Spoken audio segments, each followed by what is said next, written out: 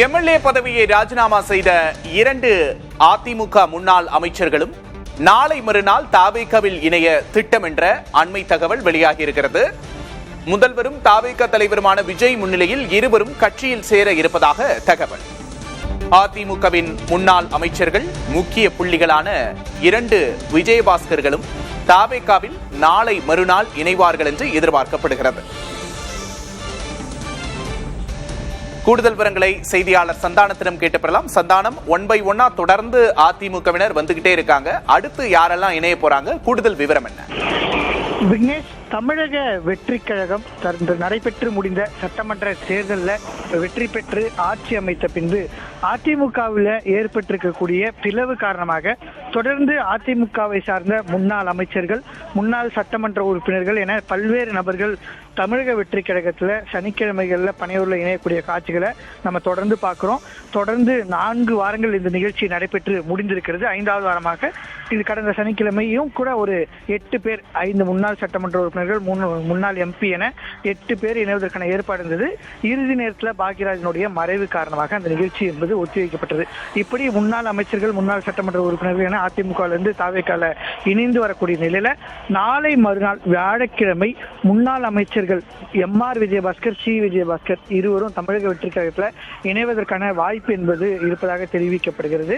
மாமல்லபுரம் அருகே இருக்கக்கூடிய தனியார் நட்சத்திர விடுதியில் இதற்கான ஏற்பாடு பணிகள் நடைபெற்று வருகிறது. இருப்பினும் கூட முதலமைச்சர் விஜய் தரப்பிலிருந்து இதற்கான இறுதி நேரம் மட்டும், அந்த நிகழ்ச்சி எப்போது நடைபெறுகிறது என்பதற்கான தேதி மட்டும் தெரிவிக்கப்படவில்லை என்று மட்டும் தெரிகிறது. இருந்தாலும் கூட சி. விஜயபாஸ்கர் இந்த நிகழ்ச்சியை மிகப்பெரிய அளவில் நடத்த திட்டமிட்டிருக்கிறார். ஒட்டுமொத்தமாக 10,000 முதல் 15,000 நபர்கள் வரை டெல்டா மாவட்டங்களை சார்ந்த அதிமுகவினுடைய முன்னாள் அமைச்சர்கள், முன்னாள் சட்டமன்ற உறுப்பினர்கள், அதே போன்று உள்ளாட்சி பிரதிநிதிகள் என பெருவாரியான நபர்களை தமிழக வெற்றி கழகத்தில் இணைக்க வேண்டும்.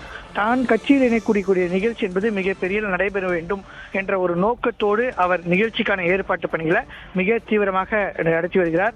ஒருபுறம் விஜயபாஸ்கர் தாவேகால அவர் தலைமையில் அதிமுகவினரை இணைக்க முயற்சி செய்ய, மற்றொரு புறம் எடப்பாடி பழனிசாமி, எஸ்.பி. வேலுமணி தரப்பு இணைந்த போது அவர்களுக்கு மீண்டும் கட்சியில் அவர்களுக்கு இருந்த பொறுப்பு வழங்கப்படும் என்று உத்தரவாதம் என்பது வழங்கப்பட்டிருந்ததாகவும் தற்போது வரை அந்த பொறுப்புகள் வழங்கப்படவில்லை. இது தொடர்பாக எஸ்.பி. வேலுமணி அதிமுகவினுடைய பொதுச் செயலர் எடப்பாடி பழனிசாமியை சட்டமன்றத்தினுடைய இறுதி நாளில் நேரில் சந்தித்து பேசியிருந்தார். அதனைத் தொடர்ந்துதான் அவர்களுக்கான பொறுப்பு என்பது வழங்கப்பட்டிருந்தது. இருப்பினும் கூட அந்த பொறுப்பு வழங்கப்பட்டதுல எஸ்.பி. வேலுமணி தரப்பு மிகவும் அதிருப்திக்கு உள்ளாகியிருக்காங்க. குறிப்பாக அமைப்பு செயலாளர், துணை பொதுச் செயலாளர் உள்ளிட்ட பொறுப்புகள் கட்சியில அதிகாரம் மிக்க பொறுப்புகளாக இல்லை, அந்த பேரளவிலான பொறுப்புகளாக மட்டுமே இருக்கும் காரணமாக அந்த கட்சி பொறுப்புகளை தங்களுக்கு வேண்டாம் என்று கடிதம் மூலமாக தலைமைக்கு தெரிவிக்க அவர்கள் முடிவு செய்திருப்பதாக தெரிகிறது.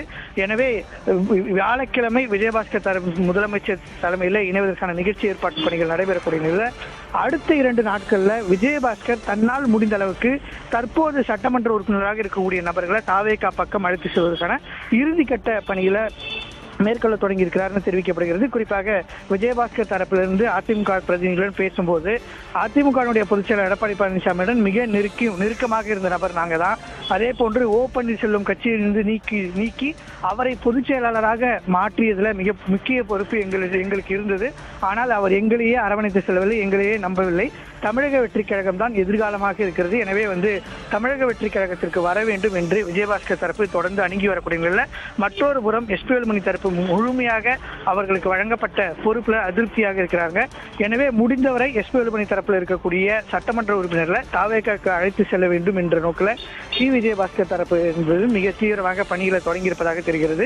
இன்று நாளை மறுநாள் காலை என இதற்குள்ள தங்களால் முடிந்த அளவுக்கு தற்போது சட்டமன்ற உறுப்பினராக இருக்கக்கூடிய நபர்களை கட்சியில் இணைப்பதற்கான ஏற்பாடு பணிகள் மிக தீவிரமாக நடைபெற்றிருக்கிறது.